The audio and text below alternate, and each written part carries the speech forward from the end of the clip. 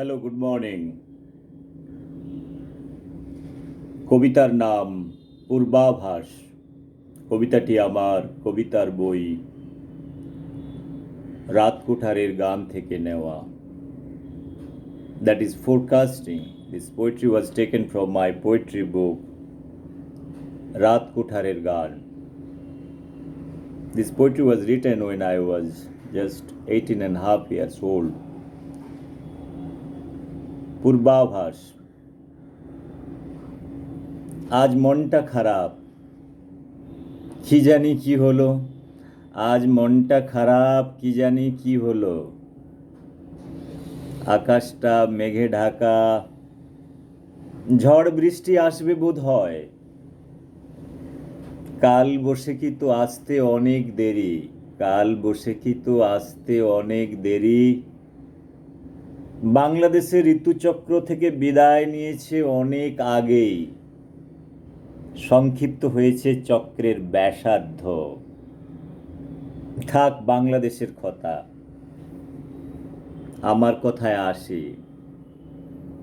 আজ মনটা খারাপ, বাতাসে বারুদের গন্ধ, নিঃশ্বাসে সাপের গরল। একটা থমথমে ভাব, বাতাসে বারুদের গন্ধ, নিঃশ্বাসে সাপের গরল। একটা থমথমে ভাব। থমথমে ভাবটা আমার একেবারেই অপছন্দ। বাড়িতে যেদিন থমথমে ভাব থাকতো, অপেক্ষা করতাম কাল বৈশাখীর তরে। বাগানের কথায় আসি। আমার সাধের বাগানে ডালিয়াতে কুঁড়ি এসেছে, এসিতে ফুল আসবে। রজনীগন্ধার পাতাগুলো সবুজ হয়েছে, শ্বেত জবার কুঁড়িগুলো খুব শীঘ্র ফুটবে বোধ হয়। গাঁদা ফুলের চারাগুলো লাগাতে দেরি হলো, গাঁদা ফুলের চারাগুলো লাগাতে দেরি হলো। বাগানটা নূতন সাজে সেজেছে, বাগানটা নূতন সাজে সেজেছে। খুব ভয় করছে অনিমেষ, শুধু ভয় একটা অজানিত আশঙ্কায়। সারা আকাশ মেঘে ঢাকা, গাছের পাতা নড়ছে না। সারা আকাশ মেঘে ঢাকা, গাছের পাতা নড়ছে না। কোকিলটা গাছের ডালে কেমন চুপ করে বসে আছে। আমি নিশ্চিত একটা কাল বৈশাখী আসবে, আর আমার সাধের বাগানটা ভেঙে তছনছ হবে। আমি চোখ বুজে সহ্য করে যাব স্রষ্টার সামনে সৃষ্টির অপমৃত্যু। ইচ্ছে করছে টব শুদ্ধ গাছগুলোকে আঁকড়ে ধরে রাখি, কিন্তু আমার শরীর যে সয় না। ক্ষতবিক্ষত শরীরে রক্তাক্ত বুলেটের চিহ্ন, আমার সামনে আমি অসহায়ের মতো দেখে যাব আমার সাধের বাগানটা ভেঙে তছনছ হতে। নূতন শীতে নূতন ডালিয়া, চন্দ্রমল্লিকা, রজনীগন্ধা আবার নূতন করে ভরে উঠবে আমার সাধের বাগানে। তবু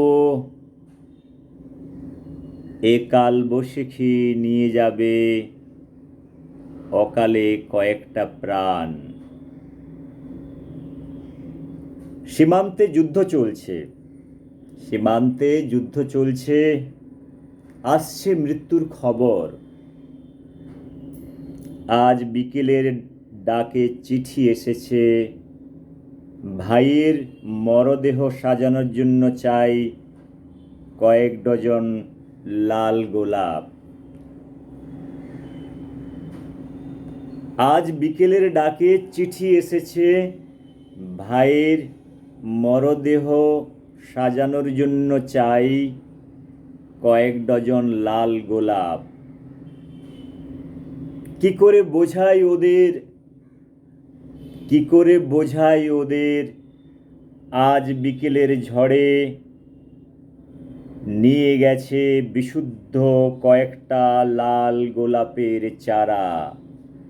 কি করে বোঝাই ওদের আজ বিকেলের ঝড়ে নিয়ে গেছে বিশুদ্ধ কয়েকটা লাল গোলাপের চারা। Friends, thank you very much for hearing this poetry. This is one of the toughest and serious poetry that I have written at the age of 18 and a half years old. I honestly and personally feel that I won't be able to write this poetry at this age. So this is talking about many issues. Many issues means here it is talking about our fight between,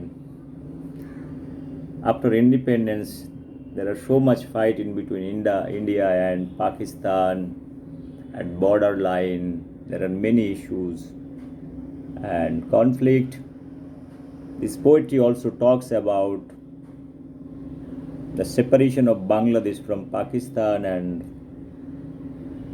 the kind of help that is supported to Bangladesh to liberate in 1971,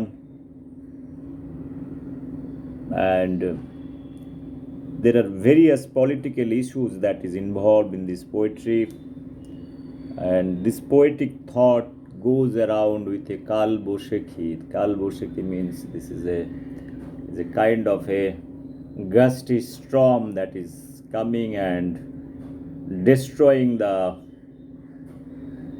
garden which is having so many flowers. There is only worry is that this gusty winds is inevitable, and even if you know it, you are not able to save those flowers.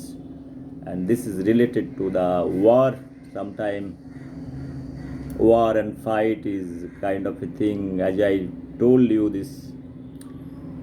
the entire concept of Indian freedom movement is to have unified India, and that is being totally dream that had shattered in 1947 after in the form of India and Pakistan. After that, Bangladesh is also separated from Pakistan. So, but we are all brothers and sisters before 1947. So that is what the whole issue, and a poetic thought goes around the poetry, and it has got a lot of imagination. বন্ধুরা, যে কথা বলেছিলাম পূর্বাভাস কবিতাটি আমার one of the finest poetry ever I have written at the age of, I was 18 and a half years old. It was published at the age of 21 in university when I was studying my masters. তো কবিতাটি ভারতবর্ষের স্বাধীনতা সংগ্রাম, Bangladesh, India Pakistan সেপারেশনের সমস্ত, যেটা India Pakistan separation, তারপরে পাকিস্তান থেকে Bangladesh separate হয়ে যাওয়া, ইন্ডিয়া বাংলাদেশকে সাপোর্ট করা, সেখান থেকে ওয়ার, ইন্ডিয়া বাংলাদেশের হামেশাই যুদ্ধ, কিন্তু আমরা একসাথে সবাই ভাই ছিলাম 1947 আগে। আমাদের লড়ার উদ্দেশ্য হয়েছিল ইউনিফাইড ইন্ডিয়া নেওয়ার।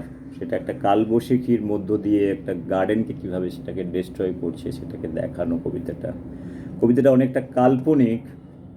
I think you will enjoy this poetry. I am not explaining more on these issues. So what I have to say, I have told.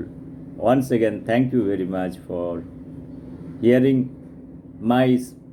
my satisfactory, like, this poetry talks about many things, poetic thoughts and all. I like this poetry. Thank you very much.